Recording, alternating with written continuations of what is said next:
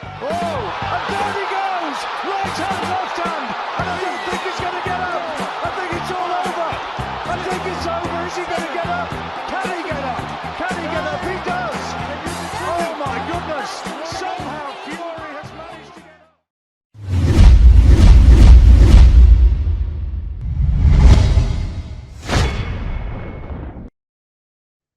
Hello folks and welcome back to the Brawl Boxing Podcast. I'm Kieran McCourt and I'm joined by co-hosts Colin McGuigan and Ryan McLaughlin.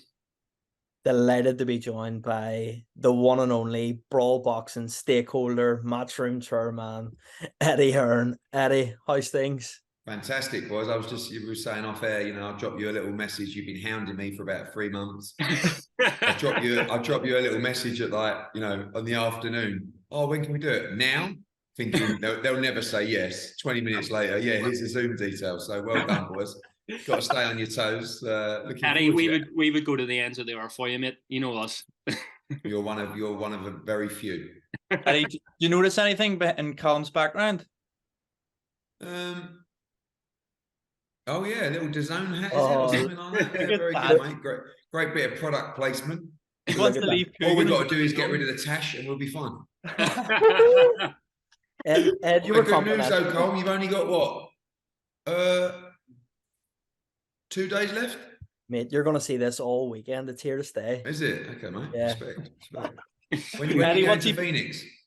I get to Phoenix on Wednesday night. When do you get there? Same. Okay. So what's he been like around Eddie when he's been over? He's been all right. He's left Dutch, you see. Yeah, he's left Dutch now. Yeah, this week's a big show. I mean, he was in Cleveland, which was quite a small show in comparison to what we've been doing over there. It's still good, but this week's a big one. We had about 10,000 in. I mean, it's a real legendary fight, those boys, and the card's unbelievable as well. So Phoenix is, one thing about America is every state's like a different country. Colin, like when you was in Cleveland, it's quite a weird place. Like, nice if there's any people from Cleveland listening to Brawl Boxing, but yeah, but I just like Phoenix has been a great market for us. When we did Daniel Jacobs against Chavez there, we did like 10,000, done other big shows, and again, like we'll have 10,000 in there on Saturdays. It's going to be a great night. I have to say, Eddie, like there's a couple of funny stories come out of this. So the first one's obviously the David Beckham shout, because you're not well known in America. Well, I know that might hurt you. How dare you? Well, how do I end this thing? I know that might hurt your ego a little bit, but this woman, so Eddie's sitting in front of me. It was like the early undercard fights. He's sitting in front of me. I'm obviously behind the red ropes. He's in front of them as usual. And I was in the row, and she kept like talking to her friends, asking who Eddie was.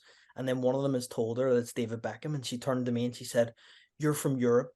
Is that David Beckham?" And I just looked at her and went, "Yeah." And she's trying to get photos of him. He's sitting there. I'm very handsome, but I'm probably not as handsome as David Beckham, to be fair. But I'll take it. I'll take it. The funniest one, Eddie, you're not even going to have clocked that I clocked this story, but at Canelo Triple G, you've came out to talk to Freddie Cunningham from behind at the weigh-in. So you were all ready for the weigh-in just before, and you've jumped over almost like trees. I don't know if you remember this, but you've jumped over and you've got talking to him, and you've went to go back, and the woman said, no, you can't get in there. And you said, you're looking at her like, what? She's going, no, you can't get in there. So she's went crazy. I've watched you. I've player cammed you. Oh yeah, that was at the weigh-in, right? Yeah. He's went right round the back, right? He had to walk the whole way around. Well, there was a ledge, right, to go up to get down to the thing. She's like, no. I said, and I hate saying it, right, because it's really cringe, but I'm like, right? And she goes, I don't care. And I was like, sorry? She goes, I don't care.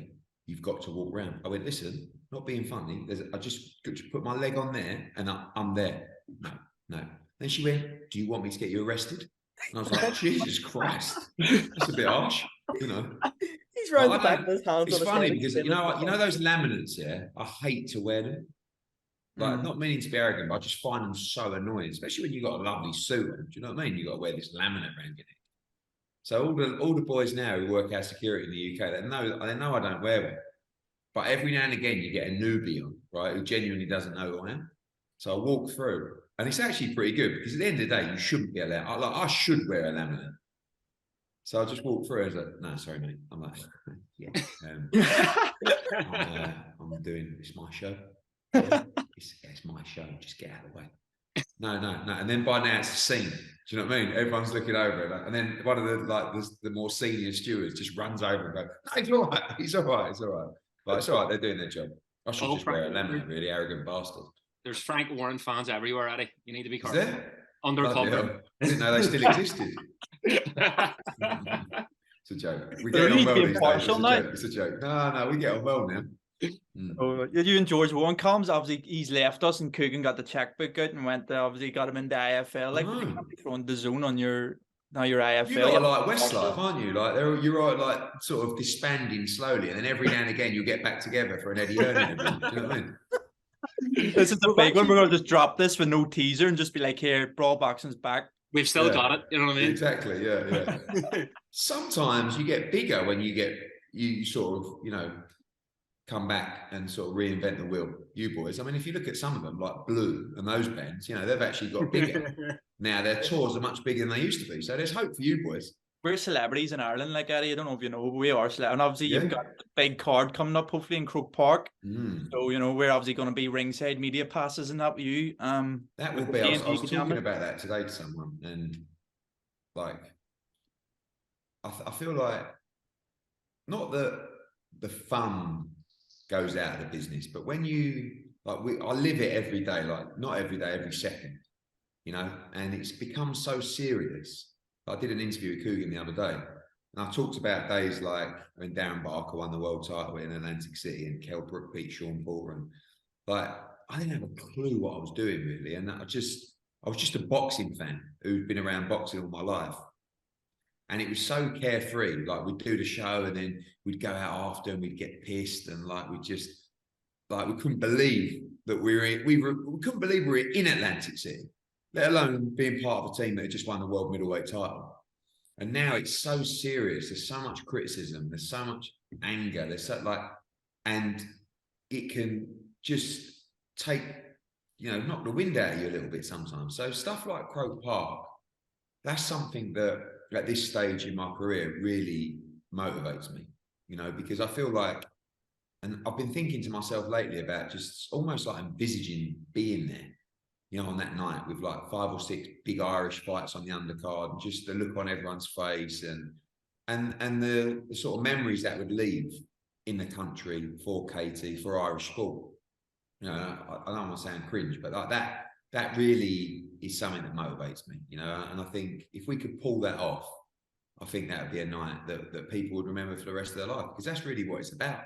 It's about creating memories and experiences for people where they just go, I'll never forget that. And I think that's the kind of night that will go down as one of the great sporting events, not just in Ireland, you know, but around the world, because the scenes, and for Katie as well, you know, like it would be an amazing experience. How close is it to being done? Things are going well. I mean, there's a couple of hurdles to overcome. Well, there's 2 really. One is the deal with Croke Park. It is very expensive. It's more expensive than Wembley, but they're helping. You know, they want this fight. So does the government. So does everybody involved. So we're getting to a point in that deal where we are getting to a decent position. Then we've got to do the deal with Amanda Serrano, and that deal is probably going to include the undisputed fight at the beginning of February with Erica Cruz, and then go into the Croke Park fight in May. So, which is dangerous because Erica Cruz is no mug as well. But at the end of the day, it's quite important for Serrano to get that undisputed at 126. She really wants to do it. So she would fight for the undisputed featherweight and then move up and fight for the undisputed lightweight, all within like 5 months. So I'm confident. I am. And like everyone would be mad if we didn't get it done. Mad. Like I'd almost lose a little bit of heart with what we're doing, because sometimes you see big fights fall through. But here's one where it's like, you know, and because we've come from a background with women's boxing where, you know, probably like 5 or 6 years ago, 100 grand would have done the trick here. You know, now you're talking about millions. And it's brilliant. It's our fault because we pushed it so hard. But you know, Katie deserves it, and I've never seen her so passionate about what she wants. You know, normally she's quite chilled. She's like, yeah, whatever you think, you know, like England or America or yeah. But it's like, this has to be done now. You know, and for years she's talked about Ireland. Like she's always wanted to do it, but she's never been the kind to kind of put her foot down and say, no, this is what we do. But she's almost doing that now. And I think that's good. You know, I think everybody's got to put the pressure on to make it happen. Tell me this, when you're dealing with Serrano, is it actually, are you talking to Jake Paul literally, or is there other people? No, it'll be, generally it's Sean Palmer or Frank talking to Nikisa, who is Jake's business partner. And Jake doesn't, I mean, Jake will be involved in the deal and the numbers, and so will I. But negotiations is always about relationships. You know, like me and Jake at this point would probably not be able to get a deal done between us. So therefore, Sean, who's our COO, who's very sensible and very intelligent, and Nikisa, who is, you know, has an accounting background and, you know, he's very bright as well. Let them have calm heads and sensible heads and get it done. The minute the ego gets involved, and, you know, we can break a deal, we can kill a deal in a minute. It's not difficult. He could just say to her, no, we're going to go and do it, you know, do something else, blah, blah. But we'd all be idiots if we didn't do the deal. And it's still got to be the right deal. Like that's the thing with boxing, is people just presume that a deal should get made. But at the end of the day, everyone's running a business, and the numbers have to work out. We can't just do it because everybody says do it and then do £1 million on the night. What sort of business is that? So, but at the same time, you know, the need to make money, if you like, in an event like this is less because of what it means to us personally, and the look it would give globally to the business as well. Yeah. Would it be feasible? Oh, sorry. Go ahead. No, I was just saying, in terms of the undercard, Eddie, have you had any thoughts of what you're thinking you're going to put on? Yeah, loads. I mean, firstly, our stable always takes priority. You know, so when you look at that, you look at Gary Cullen is obviously an absolute must for the card. Kevin Ajaka, a must for the card. Although we don't strictly promote Thomas Carty, you know, we work with him, and he's a must. And I gave him my word on that on Saturday night. And then you've got the guys that aren't with us that would make sense, and it may be against some of the people we just talked about. You know, people like Spike O'Sullivan, people like Luke Keeler, people like Jason Quigley, people like Hogan, you know, and just matching those fights up. Like, if people want to get on this card, they've got to be willing to be in fights that people will remember. I'm not interested in making shit fights on this card, and I want to make as many all-Irish fights on this card as I can as well. So, Lee Wood's got an Irish granny, doesn't he? Who, Lee Wood? Yeah, everyone's going to have an Irish granny to try and get on this card, you know. Lee Wood, Michael Conlon. But look, I want Kevin to fight Spike, Quigley, Keeler, like one of those guys, you know. And obviously Spike wants to fight Hogan, right? But if you're not with us, then you're not really going to get your pick of who you can fight. You're going to get an opportunity to be part of one of the biggest sporting events in the history of Irish sport, and so obviously biggest boxing event of all time in Ireland. So we want to make great fights for the card, because literally I just want to watch that night and just see everybody have the greatest night. And you know, to do that, you've got to get the undercard right as well. Would Rand just mentioned Lee Wood and Mickler? Would that be feasible? Is that fight too big? Sort of. Yeah, it would be, but it's not. You know, I think there's always the perception that, oh, you know, Lee Wood's dodging the Michael Conlon rematch. I mean, he signed to fight Maurizio Lara, with all due respect to Michael Conlon. And Conlon's a great fighter, but right now Lee Wood has been ordered to fight Leo Santa Cruz. Now we're in negotiations for that fight. If he doesn't fight him, he's going to fight Maurizio Lara, most likely. And then if Josh Warrington wins next week, he's going to fight Josh Warrington in the summer in a big unification fight. So it's not. I think the Conlon Wood rematch is always, yeah, his big fights is one of the best fights I've ever seen. But it's not, like, quite honestly, it's not really on the agenda or the radar. right now. Doesn't mean we wouldn't work with Mick, and he could be an option for that card as well. But it's not 1 or 2 fights away in our plans for Lee Wood. Just something, Eddie, you touched on just before we were talking about Croke Park. You said, like, in the old days, it was very fun, it was new, and now there's a lot of sort of hate and stuff. Obviously, October was a very tough month for you. We're not going to get into the Conor Benn stuff because you've talked about it a million times, but that level of sort of vitriol and hate on social media around that sort of week or two, is it hard not to bring that home with you? Yeah, I mean, it was definitely, I think one thing you learn out of it is that nothing really lasts. I mean, look, I still put tweets out and like you get 1 in 20 going, oh, has he failed a drug test? Has he like, but that's just social media. But it was brutal. Like, and I've never really, even with my experience, experienced that before. Like, we've had some bad times, but that was really bad. And it just, I think when you're so passionate about something and when you love something so much, like if people genuinely knew how I feel about the sport, I mean, I give everything to the sport and to the business, but really, like the last 13 years of my life, I'm not saying I've wasted my life because I've had an unbelievable time, but it's only been boxing, really. Like and I'm like that, it's all or nothing. So when you get criticised for having no integrity or not respecting the sport, or then all of a sudden, we do so much work in the community with grassroots boxing clubs, and then you go down and you visit one, and someone puts a video, oh, this is a clear PR move to try and cover up the cost. Like, fucking hell, like, so, but it does, it goes away. Not completely, but that's just life in general. Like, however bad things are, they just don't last, and you just got to ride them out. And unfortunately, we're a victim of our own success. And that's what it's like in this country as well, is that when you do get to the top and you do become that big, it comes with this unbelievable amount of, it's like a hate, but it's like a fierce hate in boxing. I've never quite seen anything like it. I talk to my dad about it sometimes, and in here, I talk to the other sports departments. Like, there's nothing like it, like boxing fans. If you go, you look at darts, which is just as successful as boxing within our business.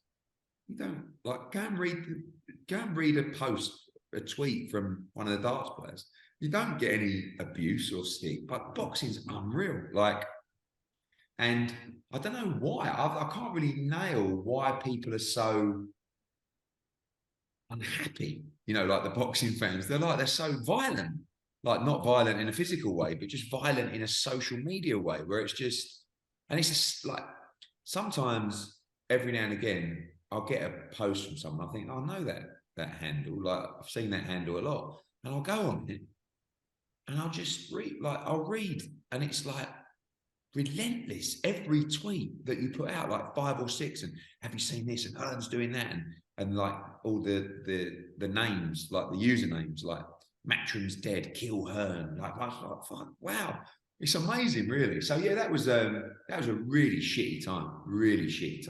See, when I feel like as well, we get the blame for everything, really. I mean, there were a lot of people involved in that situation. And ultimately, our decision was led by the British Boxing Board of Control, and they took 3 or 4 weeks to make a decision. One, it ended up costing us £1 million because of how long they waited, and 2, no one really said to them why. Like, we have a contract where we can't cancel the contract. Chris Eubank Jr. can, and the board can, or the board cannot sanction it. So we're in a situation where we're waiting on the board. They're looking at all the information, and then they cancel it on the Wednesday, and it's just our fault, So, but again, that comes with size, and that comes with, I wanted it. I didn't get in this business to try and just have fun and just be like part, just anything to take part's nice. I wanted to be the best and the biggest, and unfortunately, that's what comes with it. So you can't moan, and like there'll be a couple of times where I would have gone to the old man during that process and gone, fucking hell, like, but I tell you what was good. I just watched a interview with Kell Brook, actually, and with Boxing King Media, and he was like, I'm finding it really hard, since I quit boxing. I don't know if you've seen it, and he was like saying, it's like I've died. You know, like a piece of me died, and like it was very honest and quite, you know. And I thought to myself, like, I sent him a message after. I just said, look, let's catch up. And I couldn't believe how many people messaged me and said, are you all right? Like, I'm just checking in, you know, which was really nice. And thankfully, I was never at a point where I was low enough that I really needed to speak to people to get through that dark time. But I could have been, and I wouldn't have told you. Like, I'm still, like, I'll tell you now, it was horrible. But I wasn't, you know, I wasn't suicidal. I wasn't, but I could have easily been. And I would never have shown you. Like, I would have gone to all the meetings, all the YouTube interviews. Yeah, we're going to do this. We're going to do this. And I did, by the way. And I did go back, and I was very unhappy during that period. Like, I won't lie. But it's really good that conversation has opened up to people reaching out and saying, like, just checking in on you, mate. You know, and it's actually quite nice when you're feeling shit and someone says that. You think, well, actually, people do care. Because if you look at it from the outset, no one gives a fuck, really. Like, that's how it makes you feel. You just think, fucking no one could give a fuck about me. Because you're out there on your own. And when you're at that level and the responsibility is on your shoulders, like it is for me, you're just on your own. Doesn't matter whether you've got a team of 5 people or 50 people. It's on me. Like, no one's bothered about what anyone else is doing. It's just me. Phoning me up for interviews, do this, do that. You know, you get to a press conference, there's 40 of them. You know, oh, Eddie. And then all of a sudden, you know, the lawyer's saying to you can't talk about this because Conor Benn's got his case coming up. And then you've got these YouTubers going to you, oh, well, that's out of order. You know, and I'm thinking, fucking, I'll give you my time. All done, you know, and you're telling me that, you know, so yeah, it was pretty shit, really. How do you pick yourself up from it?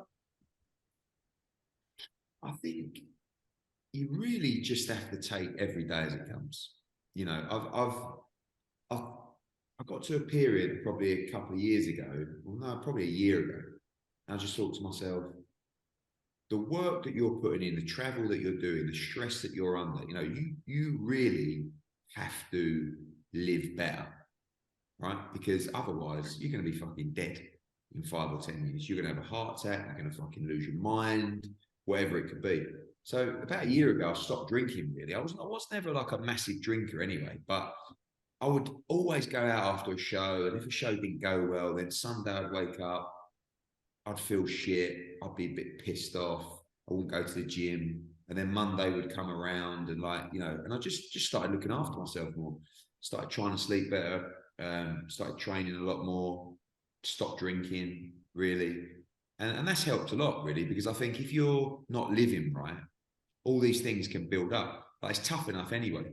But if you don't look after your body and mind, like if you do, you're a lot more resilient, basically, to the shit times. And I think when you are having a bad time, you just got to take it day by day. You've got to keep it as simple as possible. And you got to stay consistent. The way that I just tell myself, just keep doing the right things. Keep working as hard as you can, keep doing the right things. And that's in any form of life. If you just keep doing that, things will be okay.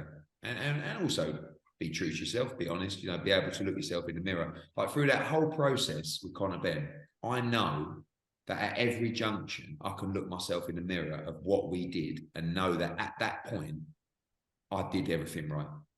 Do you know what I mean? So you're never going to please everybody. But I do, I looked, so I spend much too much time on social media because I care. You know what I mean? I don't worry about what people say about me, but I care about, well, I guess I do worry about what people say about me, yeah, but not really in a way of like, oh, it's just more like it's for what we're doing for the sport, not me personally. Like, you can think that I'm an arsehole, like that really doesn't bother me. But I want people to enjoy what we're delivering. I actually want people to turn around when I'm gone and go, fucking hell, he was great for boxing, like what he did for the sport. And that, like, because my dad's got that, you know, with darts and snooker. But, you know, yeah, I think that's how you just keep going, don't you? Like, you just, and then before you know it, it's a week later, and actually it's calmed down a little bit. And then someone else breaks a story, and then it's like, and then Simon Jordan says something, and I tell him to fuck off, and then next thing it's like everywhere again. But, you know, I think I was talking about a lot of people said, you know, about AJ when he had that sort of implosion in the ring. It's a mad world, really. Like, there's no escape, really. Like, you imagine, for me, there's no escape. But imagine being Anthony Joshua. Like, he's 1,000 times better known than me, more famous than me, you know. But even for me, there isn't really any escape, you know. So there's people everywhere, you know. And I remember seeing you at the airport, you know, recently, and like bump into you, and that was all right, by the way. You didn't bother me, but it's just like every turn, there's someone in your like talking about boxing or what it'll do, you know. And it's like, I think when you live that life like Anthony Joshua, he's such a normal guy. There is absolutely no escape. It's not. It really isn't the greatest life, you know. I mean, people talk about, oh yeah, but he's got all that money. Yeah, I think he'd give it all away just sometimes, just to be a normal guy. Go to the park with your mates, play a bit of football, have the boys around, play FIFA, just go out to Costa for a coffee, like and he gives everybody their time. So, and like I say, even for me, you know, that was a period where go out for a sandwich, and it's like next thing you're in the cafe and there's 30 people want to talk about Fury AJ, and then, you know, you've just come out of a press conference and you've just done 40 YouTube interviews, and then you get back on a train and it's like, what do you think about, what do you go picture, mate? What? Like, listen, they're the customers, and I'll never not give them my time. But it's, you know, when things are going bad, listen, if you're smashing the shows and everything's unbelievable and people are asking you questions, but when it's like, when are you going to do Fury AJ? When are you going to get out on the forecourt, fill in your car with petrol, next thing, you know, truck pulls up. Oh yeah, there you wanker. When's fucking Fury's going to smash AJ? Hi boys, how we doing? Yeah, lovely. Put it in, go in the shop. Eddie, what's that with Conor Ben? Fucking hell. Oh, can we have a photo? Yeah. Oh, nice one. All right. And it's like, get in the car and just go, because dealing with stress and pressure is all about like your resistance levels and how high they can be. Like, some people just can't deal with it, and their resistance levels are here, and some are up here. But obviously, the more stress you get, and when you're right there, those little things drive you fucking mad. All of a sudden, you might go out and make a cup of tea, and there's no tea bags, and it's the fucking biggest disaster in the world, you know?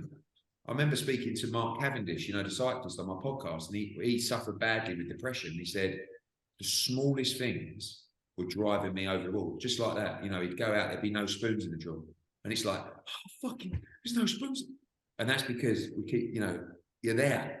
When you're down here, you don't give a fuck. There's no spoon, whatever. I'll fucking do it with my finger if you want. Don't care. But next thing, it can be the biggest problem. So, you know, I think it's good that people are talking about it. You know, I think we also got to establish that the difference between mental health and a bad day or a bad time.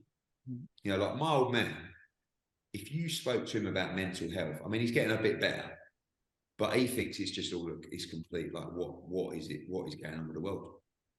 You know, I'm like, no, like, people are no. I said to him, you know, through that Conor Ben thing, that was tough. Then shut up, tough. What are you doing about tough? You know, I'm like, no, I was pretty low. Off low. What's the matter with you? You know, that's always been with my dad. You know, well, Dad, you know, it's like pressure. What do you know about pressure? You know, but that's, to him, it just don't exist. He's just having a bad day. You know, they have a bad day. Tomorrow's all right. So, you know, but we do have to establish the difference between that, because I think too many people talk about, you know, not every day is a great day. You can have shit days, shit times. Doesn't mean that you're mentally weak or you've got depression, but obviously it's a real thing and it exists. Sometimes as well, you can never win, because you touched on with AJ there. People were saying, "Oh, you're too media trained. You're not showing your human side." And then after the Usyk fight, where he breaks down because of years and years of extreme pressure, like you said, defenses flat out, and then he breaks down, and then the whole world's against him now, saying you shouldn't act like that, blah blah blah. But he just showed that he's just like us. He's human. I couldn't believe what I saw. Wasn't really the stuff in the ring. It was more at the press conference. Like, to see him cry in public. Like, if you knew him like I know, like, this is a guy who's got the bravest face, mate. Like, he would never want to do that in public. Like, he always wants to inspire people, keep it positive, like, you know. And I was sitting next to him, and I felt so sorry for him, because I knew for a few years now that he'd been struggling with that, not necessarily the pressure, but the expectations, and you can have such pure intentions. Like, honestly, he ain't got a bad bone in his body, Anthony Joshua. He's got the purest intentions to inspire people, to make people feel good, like his energy and his positivity when he walks in a room. And to see him like open up like that, I think it was good for him, to be honest with you, because the worst thing you can do is hold it all in, you know, and just like I said earlier, you can give that impression, and I can give that impression, and you could go home at night and cry yourself to sleep. No one will ever know. And I think it was really good for him and for the world to see that. And I actually think that, you know, weirdly, the more success you have, the more money you have, the more fame you have, it can actually bring you even more problems. Like, people, there's a lot to be said about an easy life, you know? Like, and I used to think the other way. I would have said, no, the more money you got, like, the more you're smashing it, the more fucking it gets easy then. It actually does. I think it goes the other way. And people who might not be in that position might be listening to this going, shut up. But life becomes almost like sometimes more complicated. You know, you putting these barriers up, life just becomes a little bit unrealistic. You're not really, you know, you've got these people working for you all the time. You're not really allowed to do anything because you can't go out and you can't do that. So you're getting shoved into cars, like at backdoor entrances, and like people are following you in other cars, and not me, but AJ, you know, and like that, honestly, that's, I don't think that's much of a life, really. Like, Even, and people don't realise that. Even for you, Eddie, though, because like your fame, to be fair to say, not even just through No Context Hearn, but there's probably a point around like 2016, 2017, it started changing to like a different level of fame altogether. Like, one of our favourite videos in our group chat is you at the Starbucks going around. Yeah. And it was a bet to see if they'd recognise you, and they didn't recognise you. Like, I've no doubt if you'd done that now, it would be a different result. But does that change? Like, you were speaking there about when you're in the petrol station and stuff. Would you now avoid going out? Like, would you just go into central London for the day? Yeah, of course. I'm out all the time. I can't. Again, not sounding like Big Eddie, because I'd rather it wasn't the case. I can't believe how many people recognise me. Like, and not everyone bothers me or anything, but like, you just see it. And the remarkable thing is how people almost act like you're not there. That's that geezer, isn't it? That's that geezer there. Like, literally, like pointing up at you, you know, like, that's that, right? What's his name? What's his name? Sometimes, or other times, it's like straight away off the bat. And I'm a big lump as well. And everyone says the same thing. I didn't know you was as big as that. That's the first thing everyone always says. But like, I was in the gym today. I've just joined this gym down the road, and I got this like conditioning trainer. And literally, I was on the bench press. I was like this, and some geezer's just come over and gone, Eddie, any chance of a photo? Like, literally, like over my face, yeah. And I'm like that, and I'm like, yeah, mate, yeah. And he's bent like over, and he's just got and I'm like this. No he way. walked off, and I just thought to myself, wow. And there's only one person I regret, actually. I've only ever said no to a photo once, and I remember it. I was in Dubai, and I was with my daughters, and I was in a terrible mood. So I can't remember what happened. They were playing up or whatever. And like, literally, I'm walking to a restaurant with them, and this bloke's just come over and he's gone, Eddie, get a photo. And I just went, oh yeah, not now, I'm with my kids. Do you know what I mean? And I thought, but I actually felt bad after. But that is one thing, like, people don't care who you're with. Like, they just, you know. But, you know, I suppose it's my own fault, because I wanted to get into a position where almost like we were, or I was, the face of boxing outside of the real boxing. But I just looked at Dana White, and I looked at Vince McMahon, I looked at all those successful organisations, and felt like there's always a figurehead. You know, there's a spokesman for the sport. And to do that, I have to raise my profile to a point where I can't just do Coogan. You know, I have to go on the terrestrial TV shows, League of Their Own, like fucking talk shows, Channel 4, ITV, and GQ, and like all these different things. And it worked, But you know, it has changed things a lot for me. But I still How go. do you have a life? Huh? How do you have a life outside of boxing? Like how do you enjoy Boxing is my yourself? life. Boxing is my life. You know, people always say to me, "What do you do to relax or unwind?" I really couldn't fucking tell you because I don't like. I don't play. I play golf twice a year. I used to play once a week. You know, obviously, you know, family and stuff like that, but you don't really even have time for that. And we've got a show a week, really. So even today, the whole day today, I'm just planning January, February, March, April. And it's UK, US, Mexico, Italy, Spain, Australia, Middle East. And it's just plotting all these, what we've done. Actually, that's one thing that pisses me off a little bit is I look at what we're doing, right? And the level of where we're operating. And either people don't really realise what we're doing, or they just don't really want to give us the credit. Because, you know, we were in Brisbane a couple of weeks ago, then the next week we're in Mexico, then we're in Abu Dhabi. You know, we're just coming off the back of Canelo Triple G. Then we've done Dillian White last week. Then we're doing Estrada Chocolatito. Then we're back for Leeds. Cleveland in the middle of it all. It's never been done before. Ever. And sometimes I'm like, and I don't mean to be disrespectful to other shows, but I'm watching other shows, particularly in the UK, and I'm looking at the undercards and the standard and level of fights. And I'm thinking, fuck me, if I put that on, I'll get absolutely destroyed. I mean, look, again, I've no problem with Sky and Boxer and all that. I watched the show yesterday on Sunday on Sky. And I don't slag off other shows, but I'm watching it thinking, if that was my show, I would be absolutely abused for 2 weeks running on social media. I'm sorry, I would.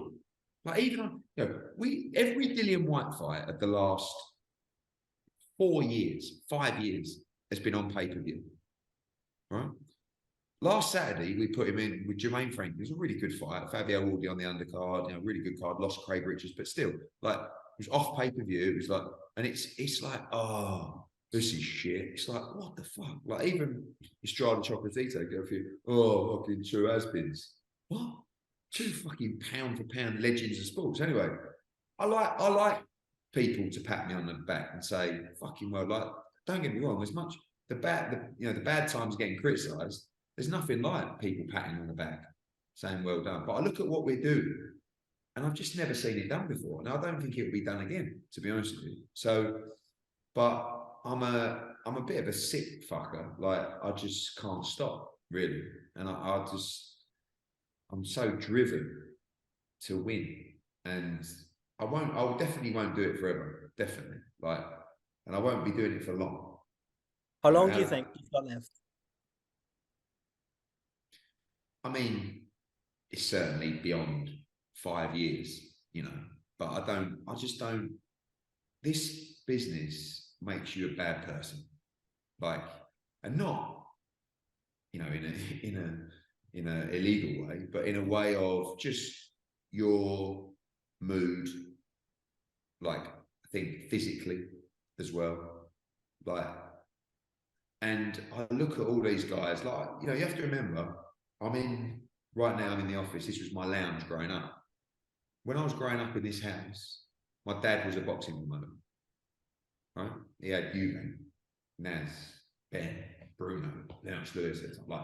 He was massive. He was so fucking miserable when he was doing boxing. His temper was horrendous. His attitude, I can't tell you what a different person he was then. When he left boxing, he's right now, you never meet a happier bloke, right? And every now and again, he comes in here and he'll say, how's it going? And I'll go, fuck. And he'll look at me as if to go, mate, I've been there. And where we're at is 10 times the level that he was at when he was doing it. And I look at Warren and I look at Aaron and I just think, fuck that. Do you know what I mean? Because I'm going to have a much better time when I'm out of boxing in my life. You know, I know 100%. I might not have the excitement, right? But my life, my quality of life will be much better. You see me smiling a lot more inside because you see me smiling on the outside all the time anyway. But so therefore, you can't just do it because you can't let them win. You know, because at the moment, sometimes I'm doing it because I ain't just going to fucking let them win. But I'm 43, so I make the sacrifices. Do you know what I mean? So, but at the end of the day, I know that when I'm done, I'm going to have a great time. Coming off Instagram, coming off Twitter. Tony Value style. Yeah, that's true. Yeah, that's true. Yeah. Or maybe for a couple of months. But you know, you just don't do the normal things, you know, but you make sacrifices. Like you got to ask yourself, if you want to be at the top level of what you do, you have to make sacrifices. And the sacrifices that I have to make are, I knock my bollocks out every single day. Physically, I'm fucked a lot of the time. Mentally, emotionally, all of that. Sometimes I'm down in the dumps, sometimes I'm up, sometimes I'm arguing, sometimes I'm not, sometimes I sleep 10 hours a week. But that's the sacrifice. And you can't be at the top level without it. So you're either going to do that or you're going to be mediocre or you're not going to do it at all. So I choose it. I'm not asking anyone to feel sorry for me, but it just comes with it. And I know that ultimately, when it's all gone, yeah, I'll miss it because I'll miss winning. And I watch other people promoting fights and I think, fuck, if I was still doing it, I'd smash it into pieces. But once that goes, like you have to enjoy your life. And if I did this, like Warren and Aaron, and got to 70, 80, 90, on my deathbed, I would look back and go, fuck, you should have got out, mate. You know? So I definitely would. Eddie, as three, fans from this generation, we are thankful for you. Obviously, you've changed the landscape of the sport, certainly. Well, fucking hell, I'm not going yet. I know he's not. I said at least another 5 years. I was going to put a wee beautiful ending to a very. Do you know what? When I do my retirement speech, people will come out like you and go, "Can I just say, I know we never gave you the credit, but well, I mean, oh blimey, you actually do like me." No, I'll stay. Go on then. See, before we let you go as well, Eddie, it's going to like potential fights for 2023. We've seen Shelley Finkel coming out about Deontay Wilder wanting to fight AJ next. Do you think, because obviously you were saying about AJ White fighting, is that going to still be the case? Or yeah, I mean, look, publicly all of a sudden they've just come out of nowhere with that. So I don't know whether that's serious, whether they're trying to push the Ruiz fight or they're just trying to, get some. I think, if Anthony Joshua was at a stage in his career where he was just like, well, let's have a few big fights and, then, I mean, when he accepted the Tyson Fury fight, and I don't say this because people think, oh, then you must have killed the fight. But I was thinking to myself, you've just come off the Usyk fight. We saw what happened after that fight. Physically, you've got some niggles, but he just took the bait, and he was just like, fuck it, this is my chance to fight Fury, I'll do it. So now, we're not like, I always thought after the Usyk fight, have one, maybe two, get back in the rhythm. Now we know that it's quite likely you may have a new training team in place again for January. So for me, I see him having a fight before Deontay Wilder, and that could well be Dillian White, I may speak to Shelley Finkel and say, look, do you want to do Deontay Wilder against Dillian White and then 2-fight deal and the winner fights AJ? Because I'd still love to see Deontay Wilder against Dillian White. I'd just like to be a part of the build-up, But AJ's got time, like he's still got time. He's got improvements to make, and sometimes you just got to believe in yourself.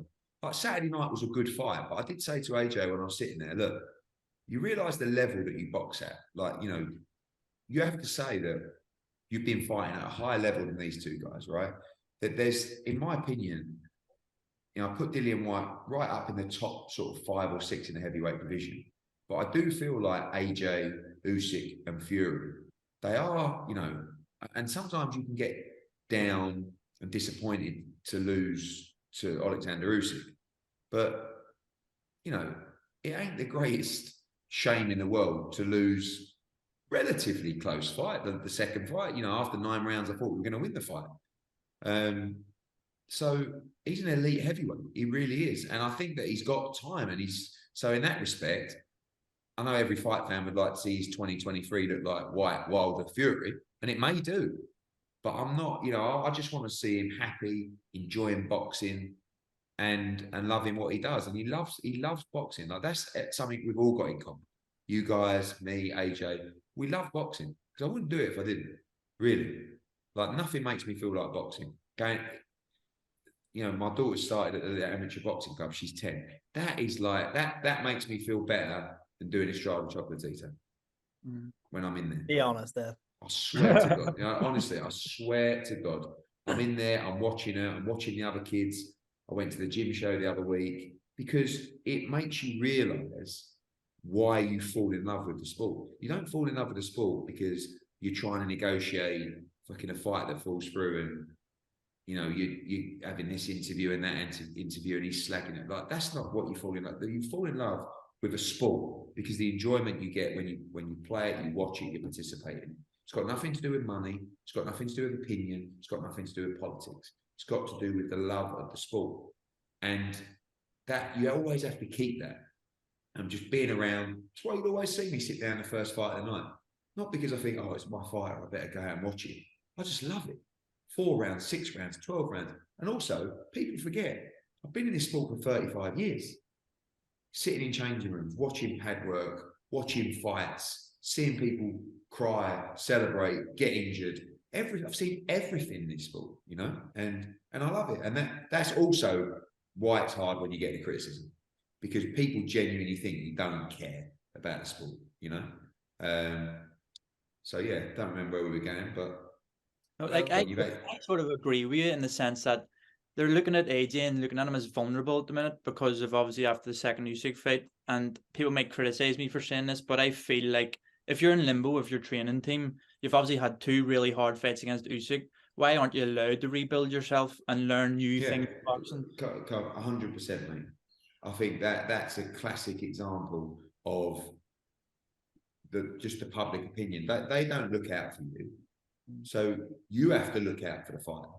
But I never went to AJ when he accepted the Fury fight. I went, oh mate, I don't think that, because by then he was just committed, and I don't want to put any negativity in his mind or make him second guess anything. I just say to him, 100%, let's do it. Yeah, if you're ready, mate, we're behind you. But let's be honest, in a sensible world, why wouldn't you have a fight first? Like, you can fill out any arena, probably any stadium. And by the way, the fight's not going to be like some bloke you've never heard of. It's going to be, could be Dillian White, could be Otto Warling. You know, could be like, there's still proper fights. But I just want to see him enjoying it again. You don't need the money. You know, it doesn't mean that he's going to fight for nothing. But it's not really about that. It's just about, I want him to enjoy boxing, because I don't think he's been enjoying his boxing. It's come with too much pressure, and that's why with the belts, everything, when he had the belts, it was like, boom, they stick a mandatory on you, right? So, you've got to fight Povetkin. That was the first one, or even before that. Next thing, he's getting 25%. They talk about going per speeds, blah, blah, blah. Then he fights Povetkin, knocks him out, love, boom, you've got to fight Pulev, right? This time he gets 35%. And it's like, you never have the freedom. And that's why you only see him box twice a year, because there's negotiations, and this happens, that falls through, then it goes to purse bids. And so he just, with the belts, it was more like a frustration and going, fight, like, I just want to fight. I don't want the belt. I don't want to be undisputed, but I just want to, and that's what the key to get him active. So he must fight 3 times next year. And literally the first day, I think, will be announced probably next week. So looking forward to seeing him back in the ring. And make no mistake, he's a serious fighter in the heavyweight division. And everybody's dangerous. Why it's so exciting. Yeah. Eddie, before we let you go, can you just rhyme off some of the cities next year that we're going to see Matchroom do shows? Because I know you're not going to give it. Yeah. So Nottingham, Newcastle, New York. This is like the early stages of the year. Melbourne, Guadalajara. Belfast? No, but Dublin, obviously. You know, that'd be May. Abu Dhabi, Sheffield, London, San Antonio, Las Vegas.